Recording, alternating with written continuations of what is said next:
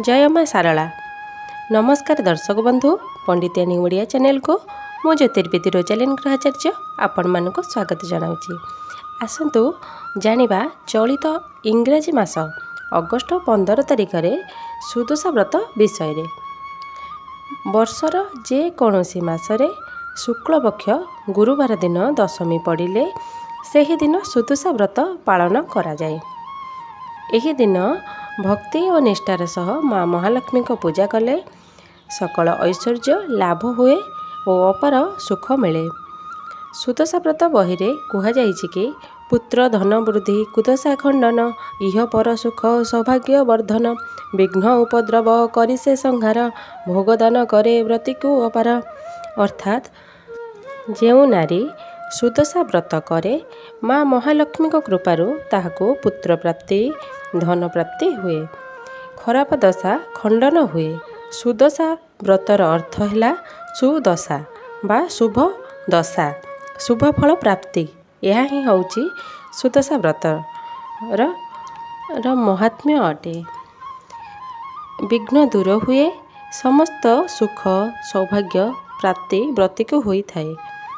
आम ओडिया पंजिका अनुसार चलित इंग्राजी मास अगस्ट 15 तारिख रे सुदशा व्रत पड़ुअछि। एही दिन दशमी 12 दंड 27 लिता अर्थात दिन घंटा 10टा 27 मिनिट पर्यंत रहुछि।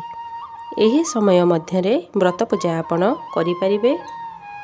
सकाळ 8टा 1 मिनिट रु दिन घंटा 10टा 27 मिनिट मध्यरे शुभ समय अटे। एही समय रे व्रत पूजा कले अत्यंत शुभ होता है। आउ किछि जन मते पचारि कि नुआ व्रती एही दिन सुदशा व्रत करि परिबे कि नाही।